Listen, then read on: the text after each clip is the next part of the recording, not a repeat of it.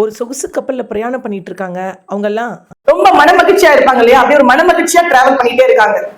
திடீர்னு கேப்டன் வந்து ஒரு அறிவிப்பை தராரு, கப்பல் முழுக போகுது, உங்களுக்கு எல்லாருக்குமே லைஃப் ஜாக்கெட் இருக்கு, எல்லாரும் அதை எடுத்துக்கிட்டு உங்க வாழ்க்கையை நீங்க காப்பாத்திக்கோங்க அப்படின்னு சொல்லிட்டாரு.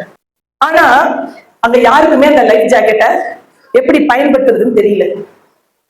வாய்ப்பு இருக்கு, பயன்படுத்த தெரியல. டூல் இருக்கு, அந்த டூலை வச்சு எப்படி என்னை காப்பாற்றிக் கொள்வது என்பது தெரியவில்லை.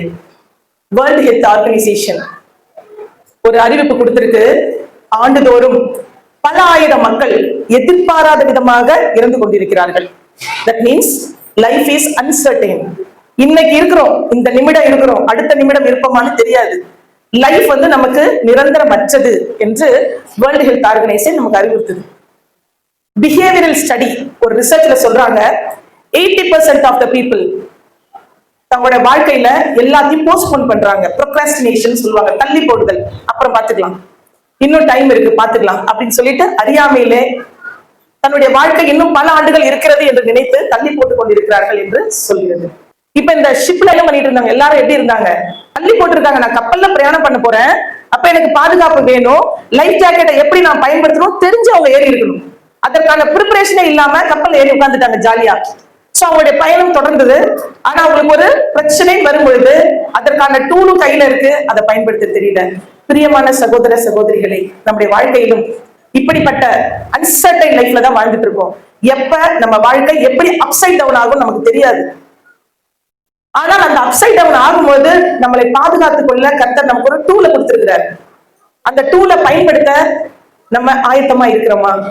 சிலுவையில் முடிந்த இந்த இரண்டாம் வார்த்தை, அந்த கல்வன் அவனுக்கு கொடுக்கப்பட்ட லைஃப் ஜாக்கெட்ங்கிற டூலை கரெக்டா பயன்படுத்தினார்.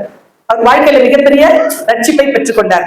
சோ இந்த சம்பவத்துல என்ன ஒரு கர்த்தர் நமக்கு சொல்றாரு, இயேசு அவனை நோக்கி, இன்றைக்கு நீ என்னோடு கூட பரதீசில் இருப்பாய் என்று மெய்யாகவே உனக்கு சொல்கிறேன். லூக்கா 23ஆம் அதிகாரம் 43ஆம் வசனத்துல மிக மிக அழுத்தமான ஒரு அஃபர்மேஷன் கொடுக்கிறார்.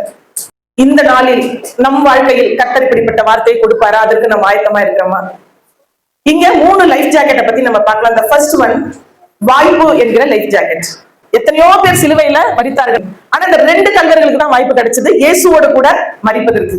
இயேசுவோடு கூட இடது பக்கத்திலும் வலது பக்கத்திலும் மரிப்பதற்கு 2 கல்வர்களுக்கு வாய்ப்பு கிடைத்தது. அதே மாதிரி வாய்ப்பு கிடைத்தது யார் யாருக்குன்னா, ஏரோதுக்கு கிடைச்சது, பிலாத்துக்கு கிடைச்சது, பிரதான ஆசிரியர்கள் கிடைச்சது, மூப்பர்கள் கிடைச்சது, பொதுமக்களுக்கு நிறைய பேர் கிடைச்சது, கல்வர்கள் கிடைச்சது. ஆனா இந்த வாய்ப்பை பயன்படுத்திக்கிட்டது ஒரே ஒரு ஆள் தான். அத்தனை மக்கள் மத்தியிலே ஒரு கல்வன் மட்டும்தான் அந்த வாய்ப்பை பயன்படுத்தி கொண்டாங்க. வாய்ப்பு நமக்கு கிடைக்கும். வாய்ப்பு என்பது கதவு திறக்கிற மாதிரி. கதவு திறந்தாச்சு, அந்த கதவு வழியா நம்ம என்ன பண்ணணும்? உள்ள பிரவேசிக்கணும். அதுதான் சந்திப்பு. வாய்ப்பு எல்லாருக்கும் கிடைச்சது, ஆனா எல்லாரும் சந்திச்சாங்களா? பிலாத்து கிட்ட இயேசுவை கூட்டு வந்தாங்க. கூட்டு வந்து அவர் என்ன பண்ணாரு? நேரடியா சந்திக்கிறதுக்கான வாய்ப்பு, 1 to 1 உட்கார்ந்து பேசுறாரு. எடுத்தவங்க வாசிங்க, யோவான் 18ஆம் அதிகாரம் 37ஆம் வசனம். அப்பொழுது பிலாத்து அவரை நோக்கி, அப்படியானால் நீ ராஜாவோ என்றார்.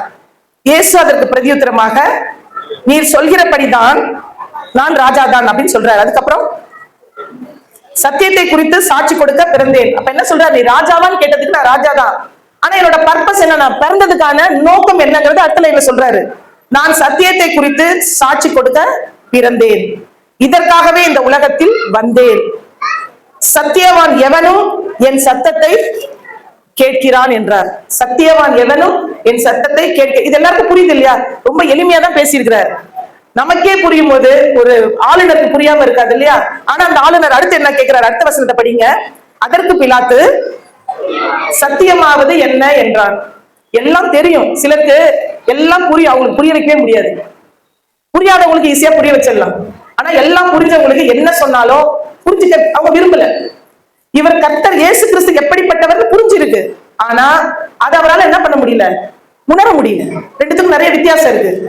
சத்தியவான் எவனும் சத்தம் கேட்கிறான் என்றார். அப்ப இவர் சந்திக்கிறாரு, சந்திக்கும் போது உரையாடுறாரு, ஆனா இவர் காதுல எதுவுமே கேட்கப்படல. ஆனால் சிலுவையில் தொங்கிக் கொண்டிருந்த கல்வன் அப்பதான் சந்திக்கிறான். அவன் ஞானஸ்தானம் எடுக்கல, பைபிளை படிக்கல, திருச்சபைக்கு வரல, அவரோட அற்புதத்தையும் அடையாளத்தையும் எதையுமே பார்க்கல. சிலுவையில வேதனையின் மத்தியில, வலிகளின் மத்தியில, குற்றவாளிகளில் ஒருவனாக இயேசு கிறிஸ்து தொங்கும் போதுதான் அவன் சந்திக்கிறான்.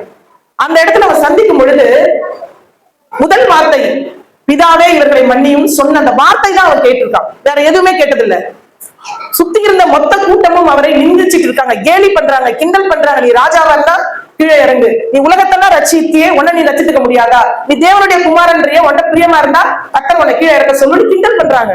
இத்தனை கேலி கிண்டல். இப்ப நம்ம ஒரு பொருள் வாங்கணும்னா ரிவ்யூ பார்ப்போம் இல்லையா? அமேசான்ல ஒரு பொருள் வாங்குறேன்னா முதல்ல போய் என்ன பண்ணுவோம்? ரிவ்யூ பார்ப்போம். என்னவோ அந்த ரிவ்யூ தான் நமக்கு ஒரு பெரிய பத்திரம் மாதிரி. அதை பார்த்த உடனே ஓகே மெத்தட் 4 வந்திருக்கா, ஓகே இந்த ப்ராடக்ட்டை வாங்கலாம் அப்படின்னு அப்ரூவ் பண்ணுவோம். அப்படித்தானே? சோ யாரை பற்றியும் ஒரு நல்ல செய்தி கிடைத்தால்தான் அதை நோக்கி போவோம். இங்க இயேசுவை குறித்து எல்லாமே கெட்ட செய்தி தான் அவங்களுக்கு கிடைக்குது. இவ்வளவு பேர் தூஷிக்கும் பொழுது அவரை மன்னிக்கும் மனம் இருக்குன்னா இவர் பெரிய ஆள் தான் அப்படின்னு அவங்க முடிவெடுக்கிறாரு. ரெண்டாவது, இவ்வளவு பேரும் அவரை நிந்திக்கிறாங்க, அவர் அமைதியாக அவ்வளவு பேரையும் அமைதியா அவர் ஹேண்டில் பண்றாரு. அந்த அமைதியின் போக்கு இவன் மனதை தொட்டு இருக்கிறது. நம்ம நிறைய பேரை மீட் பண்றோம், ஆனா கனெக்ட் ஆக மாட்டோம். அப்ப இந்த கல்லர் கனெக்ட் ஆயிருக்கான். அவனுக்கு வாசல் திறந்தது, அந்த வாசல் வழியாக உள்ள பிரவேசிச்சு அவனுக்கு ஒரு மனமாற்றம் ஏற்பட்டது. நம்முடைய வாழ்க்கையில எல்லாருக்கும் வாய்ப்பு கிடைக்கும், அடுத்தது சந்திப்பும் கிடைக்கும். வாய்ப்பு என்பது வாசலை திறப்பது, சந்திப்பு என்பது மனமாற்றத்தை ஏற்படுத்துறது. வாய்ப்பு கிடைத்தது, சந்தித்தார், அதுக்கப்புறம் என்ன கிடைச்சது? அவருக்கு ரட்சிப்பு கிடைச்சது. எல்லாரும் சொல்லுவோம் ரட்சிப்பின் அனுபவம், ரட்சிப்பின் அனுபவம் எல்லாருமே சொல்லுவோம். அந்த ரட்சிப்பின் அனுபவம் எப்படி இருக்கும்னு சொல்லிட்டு இந்த கல்வனுடைய வாழ்க்கையிலிருந்து நம்ம இந்த வசனங்களை படித்து நாம் தியானிக்கலாம்.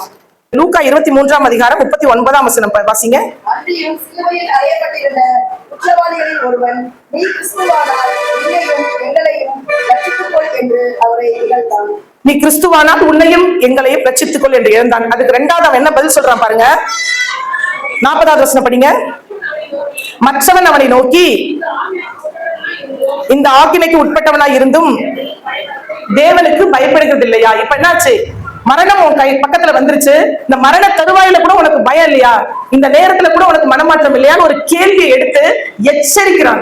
என்ன செய்யறான் பாருங்க. நாமோ நியாயத்தின்படி தண்டிக்கப்பட்டிருக்கப்ப உணர்றான், நான் பாவம் செஞ்சிருக்கோம், நம்ம 2 பேரும் குற்றவாளி, நமக்கு கிடைச்ச தண்டனை சரியானது என்பதை உணர்கிறான். அடுத்தது படிங்க. நான்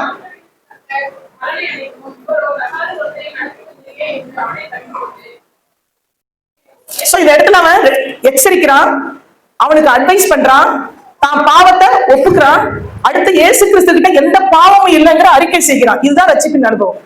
நம்ம சந்திக்கிறோம், எல்லா வாய்ப்பும் பெறணும். ஆனா அந்த ரட்சிப்பின் அனுபவம் என்பது நம்ம என்ன சொல்றது? உண்மையான மனமாற்றம், உயிருள்ள விசுவாசம், தாழ்மையான மனம், கருணையான நம்பிக்கை. இதுதான் உண்மையான ரட்சிப்பின் அடையாளம். இந்த ரட்சிப்பின் அடையாளம் இந்த கல்வனுக்கு அங்க கிடைச்சது.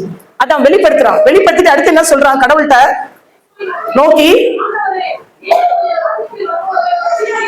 உம்முடைய ராஜ்யத்தில் வரும்போது அடியேனை நினைத்தருளும். அப்போ ராஜா என்பதை அவன் நம்புறான் அப்படிங்கிறது எனக்கு தெரியுது. ஏன்னா ராஜ்யம் வரும் சொன்னாலே என்ன அர்த்தம்? ராஜாவா இருக்கிறாருன்னு அர்த்தம். ராஜ்யத்தில் வரும்போது நினைத்தருளும் தான் கேட்டானே தவிர, இன்னைக்கு நான் உங்க கூட சிலுவையில தொங்கிட்டு இருக்கேன், எனக்கு ஒரு உயிர் பிச்சையை போடுங்க, நான் போய் என் குடும்பத்தோட சந்தோஷமா இருக்கேன் அப்படின்னு கேட்கல. இல்ல உங்க ராஜ்யத்துக்குள்ள என்ன கூட்டு போங்கன்னு கேட்கல. உங்கள் ராஜ்யத்துல என்ன நினைச்சுக்கோங்கன்னு சொல்லிட்டு தாழ்மையை, ஏன்னா அவனுக்கு தெரியுது நான் அவர் கூட பிரவேசிக்க தகுதி இல்லைன்னு அவனுக்கு தெரியுது. நான் தகுதியற்றவன், நான் பாவி என்பதை உணர்கிறான். அந்த பாவி என்பதை உணர்ந்ததுனால அவன் என்ன சொல்றான்னா, நான் உங்க கூட வர தகுதி இல்லை, என்னை மட்டும் நீங்க கொஞ்சம் உங்க மூளையில உங்க மனசுல கொஞ்சம் ஞாபகம் வச்சுக்கோங்கன்னு சொல்றான். அப்போ அந்த தாழ்மை கர்த்தருக்கு பிடிச்சிருந்தது, அந்த எச்சரிக்கிற குணம் கர்த்தருக்கு பிடிச்சிருந்தது. அவனுடைய ஒப்புக்கொள்கிற மனசு, ஏன்னா மனமாற்றம் அடையறோம் சொல்றோம். தப்பு சொன்னா எனக்கு யாருக்குமே பிடிக்காது. யாருக்கையாவது நீ தப்பு செய்யறன்னு சொல்லிட்டாக்கா அவங்கதான் நம்ம முதல் விரோதி. அதனால நம்ம என்ன செய்வோம்? நடிக்க ஆரம்பிப்போம். நேரா சொன்னா விரோதி ஆயிடுவோம். அப்ப நம்ம அப்படியே வேற வழி இல்ல, சொன்னா ஒத்துக்க மாட்டாங்க, நடிச்சுட்டு தான் எல்லாரும் இருக்கும். கணவன் மனைவிட்டு நடிக்கிறாங்க, மனைவி கணவன் நடிக்கிறாங்க, பிள்ளைங்க பெற்றோர் நடிக்கிறாங்க, எல்லாம் நடிச்சுட்டு தான் இருக்காங்க. உண்மையான வாழ்க்கையை ஓப்பனா வாழ்றதுக்கு யாரும் ரெடியா இல்லை. ஏன்னா யாரும் தன் தவறை ஒப்புக்கொள்வதில்லை. ஒப்புக்கொண்டால் மட்டும்தான் ரட்சிப்பு நமக்கு. இவன் ஒப்புக்கொண்டு தாழ்மையோடு கேட்டான். அப்பதான் கடவுள் என்ன சொன்னாரு? மிகப்பெரிய ஒரு வாழ்க்கையை அவன் தராரு. நீ இன்று என்னோடு கூட பரதேசியில் இருப்பாய் என்று மெய்யாகவே உனக்கு சொல்கிறேன். நம்மளை பார்த்து சொல்வாரா? நமக்கெல்லாம் வாய்ப்பு கிடைச்சிருக்கு, கிறிஸ்தவர்களா இருப்பதற்கு வாய்ப்பு கிடைச்சிருக்கு. வாரம் சர்ச்சுக்கு வந்து பிரசங்கத்தை கேட்க வாய்ப்பு கிடைச்சிருக்கு.